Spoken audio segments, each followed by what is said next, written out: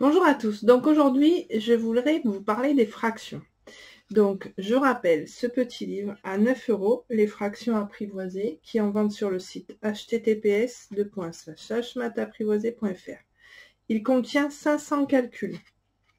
Donc ma manière d'approcher les fractions n'est pas du tout la même que celle employée à l'école. Et du coup, je propose et je pense que c'est très bien à partir du CM2 de commencer par ce livre. Donc, en primaire, je conseille ce livre et celui-ci.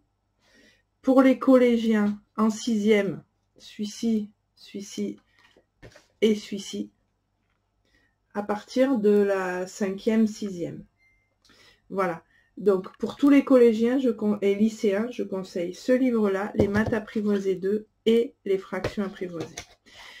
Donc, il y a 500 calculs à faire. Ils sont tous corrigés. Vous avez une page ici avec un QR code qui vous renvoie à la correction. C'est-à-dire que la correction est accessible, mais pas facilement. Ou alors, vous allez sur le site dans la partie correction, fraction, et vous avez toutes les corrections des calculs.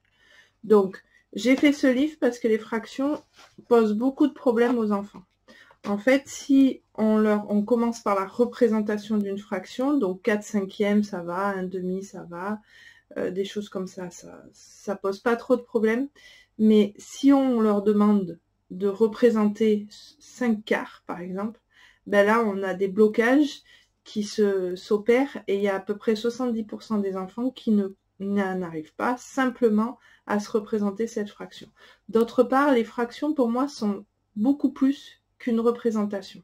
C'est-à-dire qu'on les utilise en physique, en chimie, dans plein de calculs en mathématiques, et c'est très important d'être à l'aise et de faire des calculs très facilement avec les fractions. Jusqu'à la seconde, les enfants ont des fractions à faire avec des nombres. Donc, ça pose pas de problème. La machine à calculer le fait très bien. Et après, en première, ils commencent les suites, ils commencent les dérivés. Il y a des lettres au milieu des fractions. Et là, ben, en fait, ils ne savent plus calculer avec des fractions.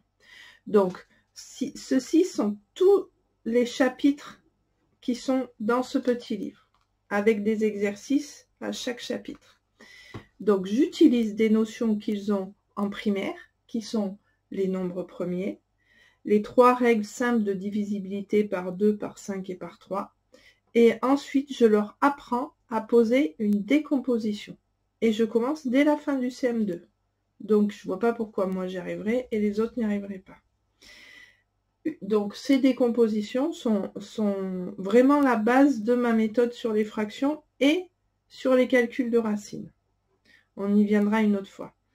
Une fois qu'ils savent décomposer, ben, la simplification devient très très simple.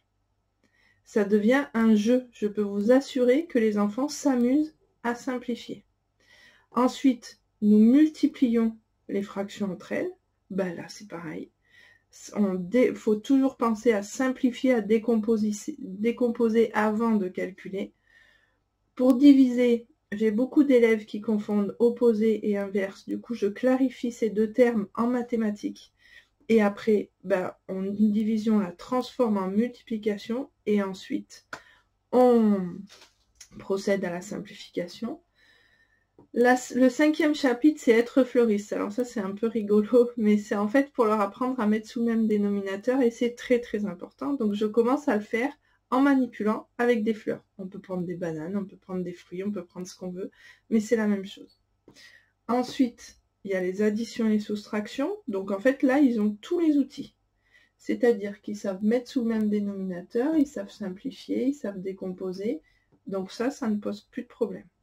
Les calculs de fractions sont liés aux priorités de calcul. Donc il y a des additions, des multiplications, les comparaisons de fractions. Et je termine par la représentation d'une fraction parce que c'est le plus gros morceau qui n'est pas forcément nécessaire pour la scolarité, pour la physique, etc.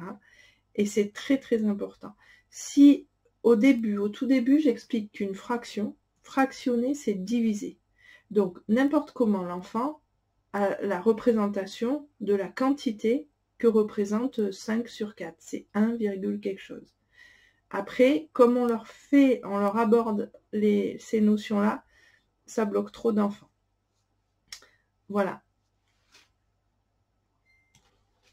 Donc je rappelle, donc ce petit livre contient 500 calculs, il est tout petit, il est tout à fait faisable, donc je l'ouvre à n'importe quelle page.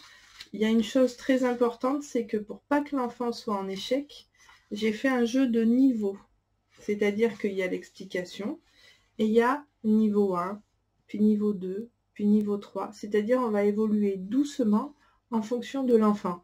J'aime bien cette histoire de niveau, parce qu'en fait, beaucoup d'enfants, malheureusement, jouent trop aux jeux vidéo, etc. Et ils ont des niveaux d'évolution. Donc j'ai repris leur monde à eux, et je trouve que c'est pas mal pour finir, parce que niveau 1, c'est simple, niveau 2, un peu plus compliqué, niveau 3, encore un peu plus compliqué. Donc voilà. C'est très très important je pense, de reprendre les fractions. Si vous êtes en première, c'est primordial. Et pour tous les collégiens, si vous commencez comme ça, vous n'aurez pas aucun souci en physique, en chimie et en mathématiques. C'est très très très important. Et les fractions sont très très mal abordées en CM2 et en 6e. Donc je vous le recommande vivement. Il est à 9 € et il est en vente sur ce site. Bonne journée, au revoir.